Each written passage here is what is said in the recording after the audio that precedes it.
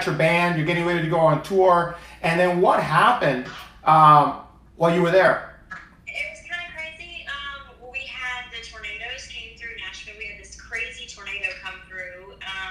There was really no time to prepare for something like that. I mean, it's just something that it just came through. I mean, literally as soon as the sirens went off on my phone and downtown, it was literally in that instant that the tornado was like hit, and it pretty much demolished like the end of my street.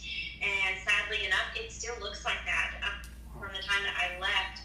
Because I had to leave right after that. They evacuated us from the house because they said that there was like a gas leak, and then there was an electrical issue. The fire department and electrical guys recommended that we leave.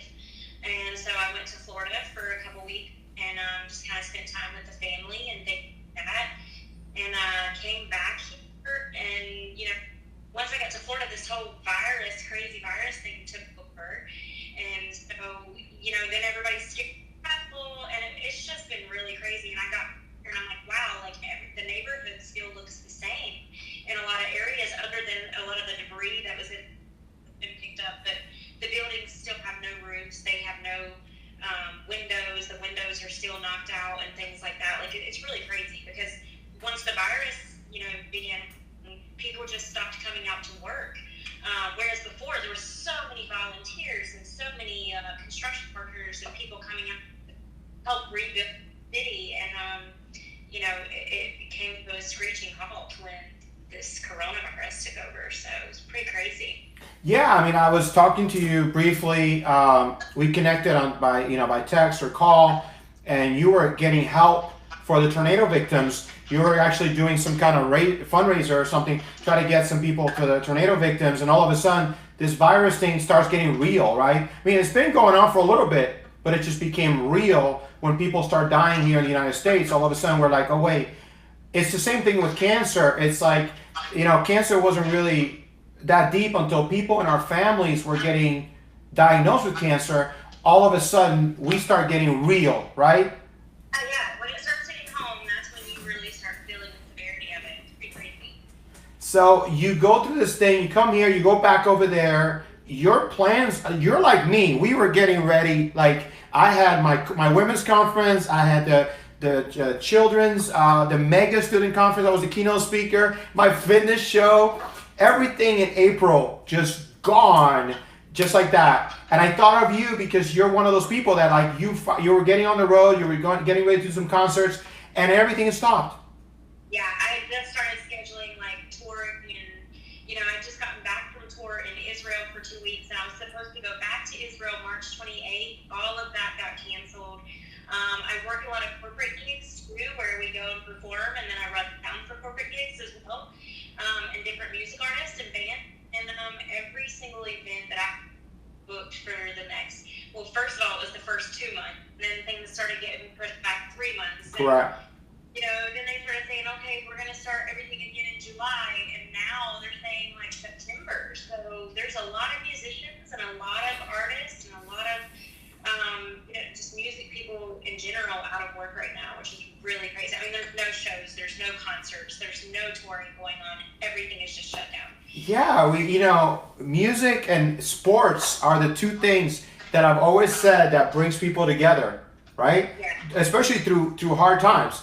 The NBA, the NFL, they're trying to do something without fans, which is kind of crazy, but they're going to try. But music without fans doesn't work because the reason we do this is, Yeah, and it's crazy because I was so excited to like get out this year and meet my fans and meet people like face to face, and it's just weird that it ended up. Listen, I've been spending my life like 10 years basically, and very strongly for the last 6 years full time, working in the recording studios, and I was just starting to like get that like, okay, I need to get out and get my own music out there and start focusing on being more of an artist, and then this happens. So it's like you just, I don't know, you just have faith and know that like God's gonna provide and take care, always does. Yeah. And just put your faith in Him.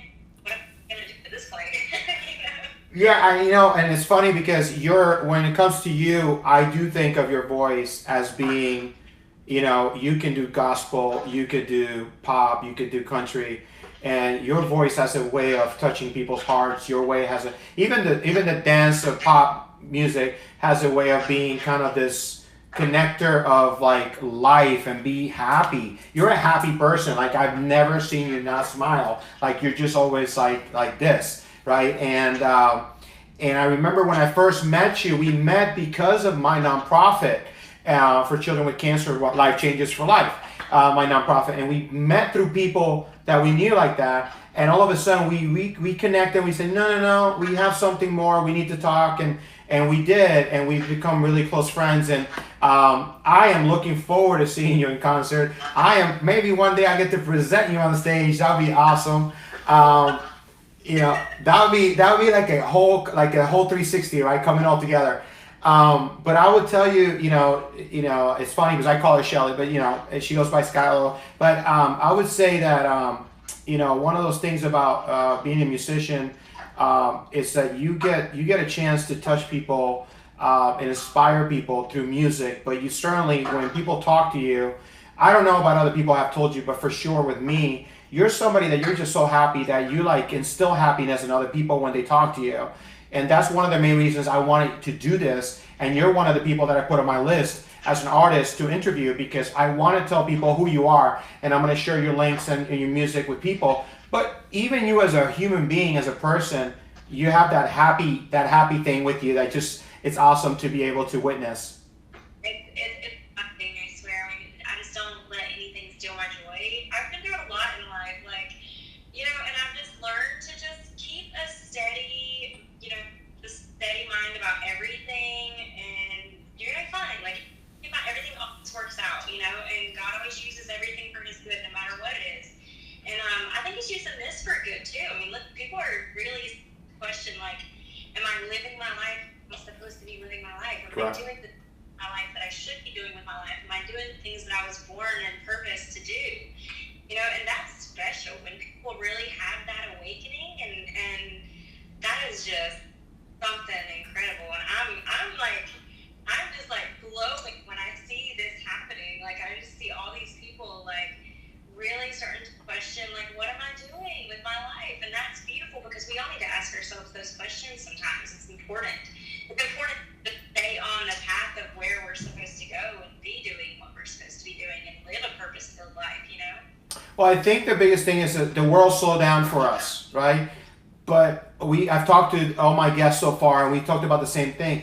The world slow down is almost like the world is healing, the planet is healing, with or without us. It's like I put Deepak Chopra. I put his video today about something he says about the world healing, and we healed, and we need to heal internally. And part of healing is getting to know why we exist, why we are here, what is our purpose, and that's part of healing. My clients have reached out to me like, David, can we do this? Can we do that? We can do anything you want, because my goal with my clients or my friends is to inspire them, for them to find their true passion and God-given purpose so they can live their life, their purpose life, right? So for me, that makes total sense. And I look at the planet, the water, the fish, all this stuff. So unfortunately, it takes us to slow down for us to think that way. But I tell you, I've never seen so many people work out. I've never seen so many people online telling their story. So it's happening with or without us. But I always think when we go biblical and we talk about the creation and what God had done, and we are the best, we are his best creation as human beings. Are we doing what was right? Are we protecting, each other? Are we protecting our animals and our planet? All these things. And I think about, how small, minute we really are when the world can go on without us. Plants are growing, fish are doing, animals are, coming, the water's getting clearer. The world can keep going with or without us. We are that one thing. We can be here or not be here. And one thing we do know is that we're the day we're born, we start dying. We get that. Someone like myself, I look at my life as a second, third chance. I'm living a bonus life. So for me, it's like every day is a gift. I try to share that with people, and hopefully they get it. But with you, it's the same thing. Everything you've gone through in life, and now you get a chance to share with the world your gift and your talent. So, but one thing I've been asking everybody is, what one word would you want to share with people today that hopefully gives them hope and something that they maybe can grab onto and share some words of wisdom with everyone today? I think the word that I am choosing right now would be obedience. And Come on. I say obedience because obedience has the power to change your life. And when we are obedient to what God called us to do and obedient to just living our best life for Him and giving our life to His purpose and what He created us for, like that's literally what we were created for. So we're gonna live our best life. We're gonna be most successful when we're living in those things and when we're, doing those activities, and whatever it is that He created us to do. Like that's gonna bring the most value to other people because that's what we were born for. So obedience above all, it's changed my life. And I've seen it change many other people's lives. And, it's one thing that I have to consistently remind myself is that obedience. Do what I need to do, what I know I need to do, what God's placed in my heart to do. And those are moments when I feel the most because I'm aligning myself. I'm aligning with exactly what I was created for. So why would I not want to be obedient? It's not so that God can be in control and be like, oh, obey me or else. No, it's not. It's so that He can protect us and so that He can bring out the best in us and what He created us to be and do, and so that we can be that light for other people and we can be, the best that we possibly can because when we're at best, then we're blessing the lives of everyone around us. It's like a cup that overflows. You know what I'm saying? Like it pours out to every single life and that's beautiful to me. So obedience. Well, it's something that I've spoken to everybody that knows me. I said I'm always consistent about my message. Find hope, have faith, live with purpose, and be a miracle in someone's life. And I'm always obedient to whatever God says. I pray every day for God to bring people in my life. I pray every day for God to use me in other people's lives. I also pray for the things that I'm supposed to do. My book, my documentary, the TV shows, calling people, texting people, emailing people, reaching out to people. And when I'm obedient, I get to see God show off in my life. I would say if I show up, God shows off. So this whole baby came out of being obedient, of just kind of saying, what am I doing at home? How can I turn this into a studio? Let me do something special and let me just do this. And I felt in my spirit that this is what I had to do and tell stories and interview people like yourself that are a light into this world. Because again, the show is called Lifechangers4life, which is the name of my nonprofit, but you're a life changer for life, meaning to give life, to have others, through your smile, through your song, through your voice, to give people life. So again, I want to thank you for being part of this little dream of mine, and I can't wait to see you again.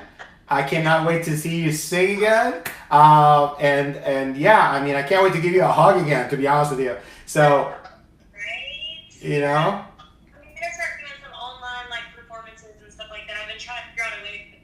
I don't really play instruments that well. I always hire musicians. Correct.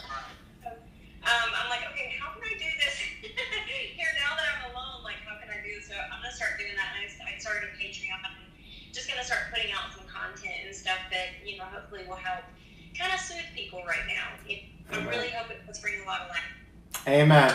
Well, thank you for being here, here in our show, and all the way from Nashville, Tennessee, my friend Shelly, aka Skylo, and again, we're live on every platform. I'll put all her information on the Facebook and on the Instagram, and of course on YouTube and Vimeo. God bless you guys. Thank you for being part of this, and I'll see you at my next time.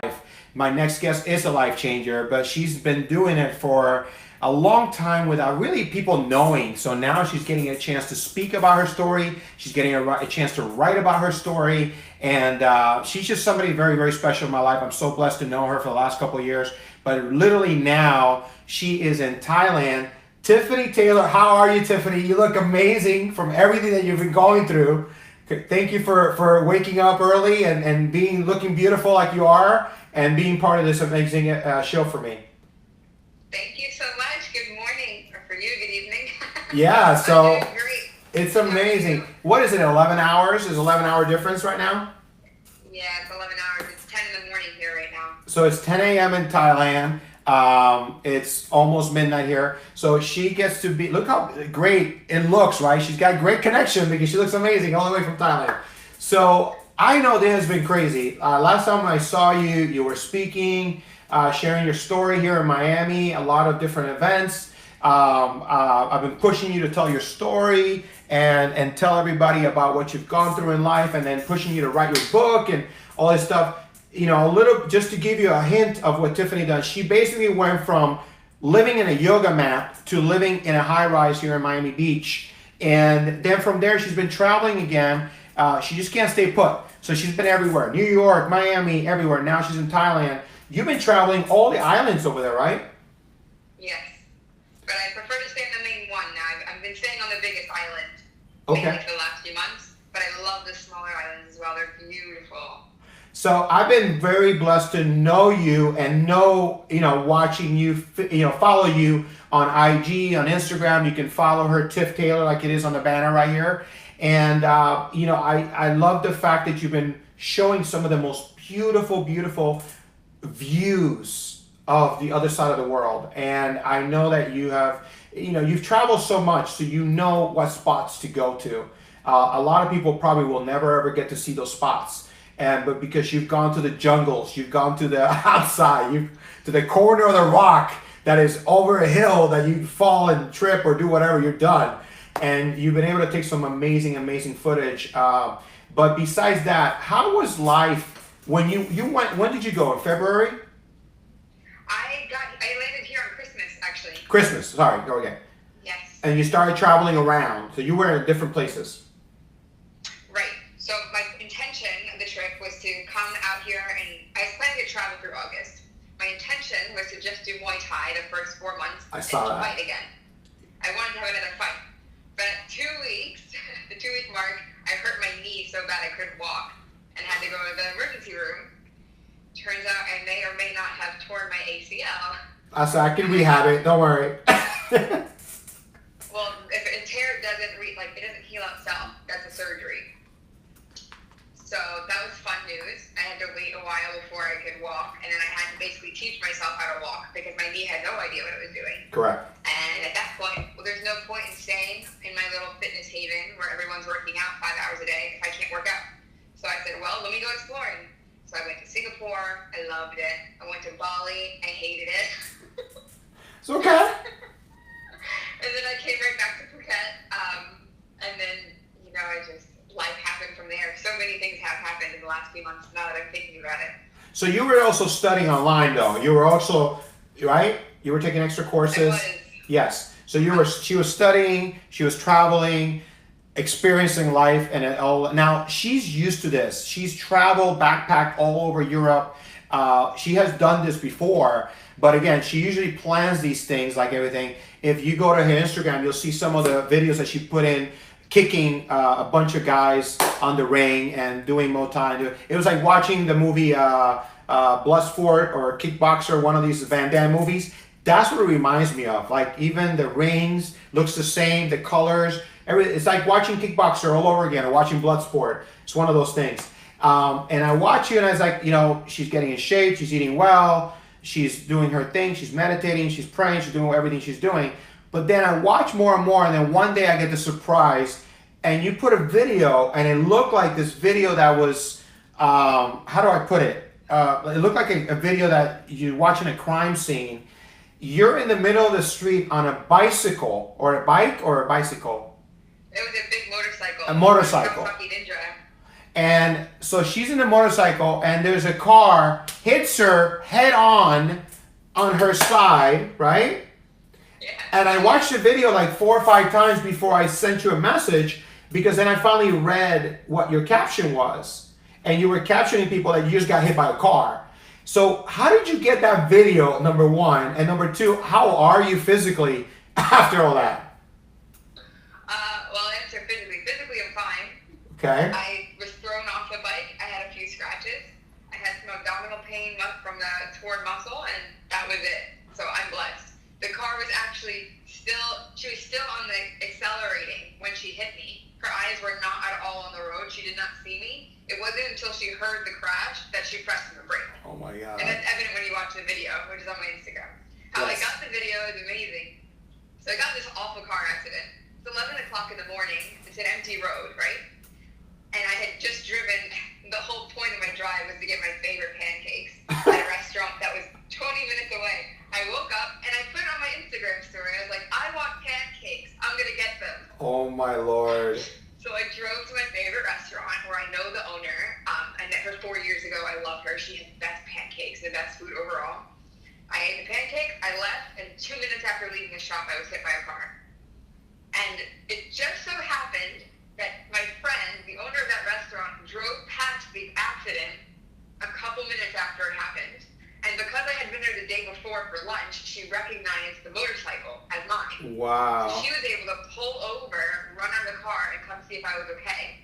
She spoke Thai, so she was able to help me out and talk to the woman who drove into me. She was able to notice that there was an ambulance nearby who was able to put antiseptic cream on the cuts. Wow. And she was able to talk to, I guess, some government official or whoever had that traffic camera outside. She was able to record it on the laptop and just give it to me on Facebook Messenger. I'm going to see if I can get this footage off the Instagram and see if I can add it when I put this on IGTV. But on Facebook and YouTube, I won't be able to do that today.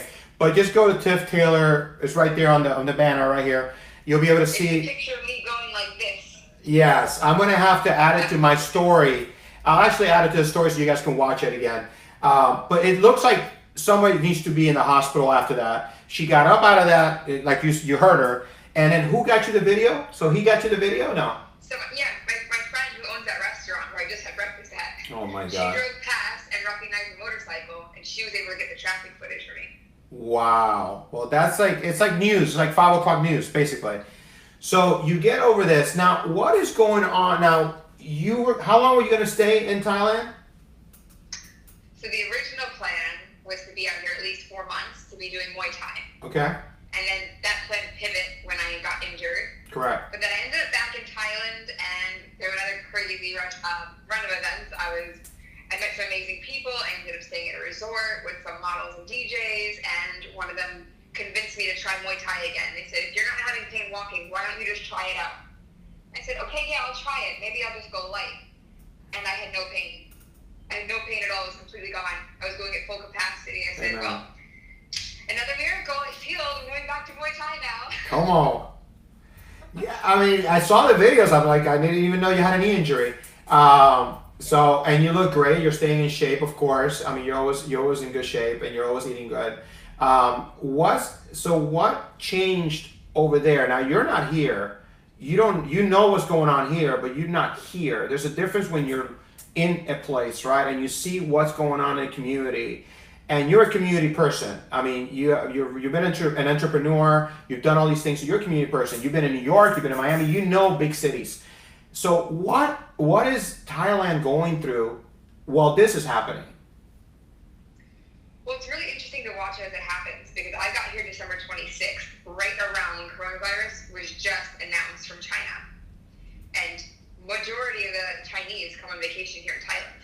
Wow. This is the #1 destination. So we had coronavirus way back in January, but it wasn't a big deal. In fact, if you watch the timelines as this thing was escalating, Thailand had the most cases outside of China first. We had it already. It was no big thing here. We watched it from Thailand. Everything was business as usual, no precautions, no masks, no hand sanitizer. We watched as it spread to Iran and Italy, all over Europe is shutting down. Now America's getting a hold of it. Now America's on lockdown. We're locked down. We just started taking precautions here about a week ago, where we started seeing masks coming in. Okay, now you have to wear masks everywhere you go. Okay, now if you want to go to a 7-Eleven or a convenience store, you have to get your temperature taken with like a temperature gun, and you have to wear a mask to get in and use hand sanitizer. Now we're seeing the small towns being locked down on the island. They started with 3, and by the end of the week, all of this island's going to be on complete lockdown, with government officials doing door-to-door checks to make sure no one's sick. So it's really interesting that, there are more cases in January than there are now, but they're just now starting to take these precautions. What do you now? Yeah, I'm intrigued for sure. Why do you think? Is it because of the death total now? You think that maybe that's because of how many people are dying now? That maybe people are saying there's might be something here we don't know? Is that you think why? I don't think truly anyone in the globe has all the information. Oh yeah. And I definitely think there's some things that aren't being told to the public. I don't understand still why it would be such a big deal now. We have a very low death toll. We have 500,000 people on this island that I'm on right now, and we have less than, I think, 150 cases now as of yesterday. It's nothing. And I think we've had less than 10 deaths as well. You have to understand, with this environment, it's very hot, it's very humid. The virus can't live in the sun, and it doesn't rain here. We're in the dry season. So where you're getting from point A to point B, you are in direct sunlight, which would kill the virus immediately. So that's one of the philosophies, so, right? One of the things is that people are saying that the heat, like in Miami right now, we're going to go into summer, and that's one of. I mean, but we don't know. There's other people that are saying that it's not an airborne disease, but yet, how is it that many people are getting sick, right? And then so the really interesting thing is like you're over there, you're literally in where it started. And then my thought process is January to April. We're 4 months into this baby, and now you guys are getting shut down. So now Tiffany got stuck. She was supposed to come back to Miami. She was trying to get a flight to New York, which New York, you already know what's going on. Shut down. So she was trying to get to Miami, and now they told her that the airport in Thailand, in Phuket, right, is closed. So now she can't get back to her home till June. So we're not even May, right? We're talking June now. So Do you this, see how big my smile I is? see it, I know. Well, here's the thing. Tiffany loves what she does, and she's one of those people that I told her she should do a TV show about her travels. She sleeps everywhere. She has no fear. And even if she has fear, she doesn't let people know about it. So I'm telling you, I mean, I'm so lucky to know you the way I do. It's been a blessing to hear your story and listen to you. But I really just admire the fact that, and there's people like you, right? There's people that put their hand inside a tiger's mouth. I'm not going to do it. I've touched a tiger, but I'm not going to put my hand inside a mouth. You're that kind of person. You're that person, not no, I'm not saying that she's doing the hand in the mouth, but I'm saying she's that person that will go to the end of the world. Huh? Just very next to it, Yeah. She'll go to the end of the world, and she'll travel, and she'll stay anywhere, and she just looks forward to the next adventure. And that part of it is faith. You got to believe that you're going to be okay. It's one of the things that we have in common. Like when I talk about cancer and I talk about the things that I've gone through, is having that faith that, at the other side there's a blessing. And she looks for that blessing at every single thing that she does in life. So that's what makes her an adventurer. And that's what makes her somebody that I hope that she's in my life forever, because it's somebody that I know that there's always an adventure. She's always smiling. She's always happy. She could be in a car accident. She could be whatever is happening. And she just looks forward to the next thing. You always look forward to the next thing. So it's interesting that we're talking about the virus and we're talking about all that stuff, because literally I wanted just to talk about your experience there. But that's part of it. That's part of it, And so are you able to leave right now, or they have you like half? Well, we're going to 24-hour lockdown soon, from what I'm hearing, which means we cannot leave the house except for groceries. Okay. I'm also hearing rumors that the grocery stores might be closing, or they might be open only one day a week without any notice. It's a militant government here, so when they do something, there's no notice. It's effective right now, like to the minute. It's effective. So I'm gonna go grocery shopping today. I'm gonna get my passport back today, and then I'll be ready to just not leave the house for the next month. Wow. Basically, so you guys started quarantine early. My first day of quarantine's tomorrow. So I'm gonna have you come back, and talk about your quarantine days in Thailand. I'm gonna have you come back and do another segment. And for sure, we'll do it. We'll go ahead and do an IG live, you and me together. At some point, because I just think that people need to hear your story for sure. So what is one word, Tiffany? I wanted to share this with you. A lot of my guests have been talking about, being constant obedient, gratitude, season, right? Like seasons, come and go. This season shall pass. What is one word that you could share with us that is something that keeps you in at the end of your rope? Like it's something that that this is what you live by, or something that keeps you going every day, no matter what. Pivot. Pivot. I like it. Word. Yeah. I like that. So give us some words. So give us some wisdom from pivot. So I'm the kind of person, at least from the beginning when I traveled, I was a planner. I was very OCD. I had my day planned out to the T of every 15-minute interval.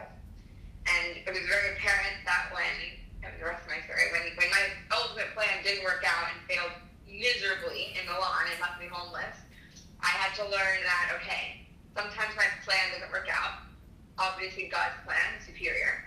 And while I won't know his plan entirely, and I won't be able to adjust myself to the T, I can pivot my plan to ultimately meet his. And that's how I get to find out what my plan actually is.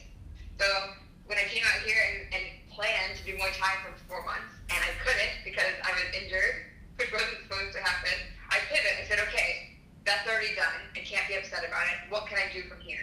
How can I work out around the knee and stay healthy? How can I adjust my diet accordingly? What can I do that'll keep me inspired and excited while I'm healing from this? And I said, let me see Singapore. Let me see Bali. Let me go to Malaysia and let me check out some islands. And then when I was pivoting with school, I was ready to finish out the semester strong, and then hit by a car midday before my exam, which means I can't take it. And it was in makeup too, so I said, well, I was planning to get all A's this semester, but that wasn't the plan for me. Wow. But that's okay, because school's not going anywhere, and I'll pivot, and I decided to get my pad holder certification instead. So at least now, when I come back to Miami, I can hold pads for people who are aspiring to learn Muay Thai or already have experience kickboxing. So it's just making small adjustments here and there along the way that'll slowly but closely align closer to God's plan. Wow. That is I love it because it's something interesting. It's a new word. I wouldn't even think of it.